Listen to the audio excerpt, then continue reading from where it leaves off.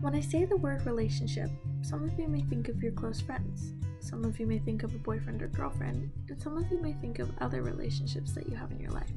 But have you ever thought about how those relationships came to be? Well, that's the first thing we're going to dive right into today. Chapter 9, the dimensions of interpersonal relationship, jumps into why we form relationships. So why do we form relationships? Well, sometimes we don't have a choice. We can't pick and choose our family members, but we do have a say in who we decide to become friends or partners with. We form relationships for multiple reasons, including appearance, similarity, complementarity, rewards, competency, proximity, and disclosure. When it comes to appearance, although we try to judge people on their actions and not looks, our first impressions of a person revolve highly around physical attractiveness. For example, someone who presents themselves in a confident manner may appear more attractive to you and you might want to start talking to them. For similarities, these are the things that people share with one another in order to create a sense of comfort for both individuals in a relationship. Next is complementarity. When two people who are seemingly different work well together to complement each other's needs, the relationship strengthens. However, differences that are too great can cause strain in relationships, so it's important to have a balance of both similarities and differences. Following the complementarity are the rewards. The rewards are the specific positive outcomes that people want to get out of a relationship, whether that be emotionally or physically. Next, we have competency. Competency in relationships is interesting. We all value being around people who are capable and accomplished, but we don't want to feel inadequate ourselves.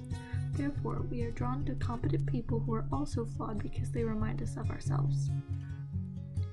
Next on the list is proximity. Proximity in a relationship allows individuals to gather more information about their relationships with other people. This is because the more time people spend with each other, the more they get to know the person for who they really are. The last part of this section talks about disclosure. In order to build relationships, people must offer self-disclosure to strengthen the relationship and build trust. However, revealing too much too fast can be off-putting and put a strain in the relationship. Moving past Chapter 9, we roll into Chapter 10. The first question we ask is, how can different aspects of our lives affect intimacy and close relationships? The three subsections of intimacy and close relationships include gender, culture, and social media. First, we're going to talk about gender and intimacy. Both men and women have different ways of expressing their affection in an intimate relationship. This can cause problems, but it can also help others to learn how their partner expresses their love. For example, if a couple gets into a fight, a man may try physical acts to apologize, while the woman would need verbal acts to try and fix the issues. Next is culture and intimacy. In different cultures, the public and private acceptance of intimacy varies. For example, in the United States, public displays of affection are much more widely accepted. However, in some Middle Eastern countries, the same act could be considered highly offensive or inappropriate. The last of these three is social media and intimacy. The internet and social media has changed the course of acquiring and maintaining relationships. Text messaging, FaceTime, and social media has allowed us all to become more in contact with each other, and studies have shown that we develop intimacy much faster. But the opposite can happen when two people meet online. Due to the ease and accessibility of meeting people online, it becomes easier for people to become virtually unfaithful. The last topic we're going to be discussing in this video is going to be love languages.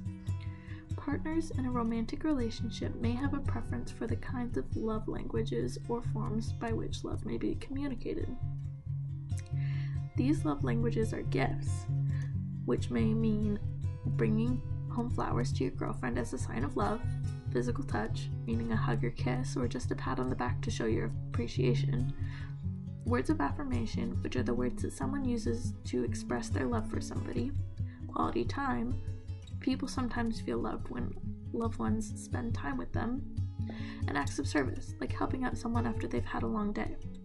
For each person, their love language order is different, and they may express their love for you in different ways than you might express your love for them. For more information on this, you can probably look it up. Otherwise, thanks for watching.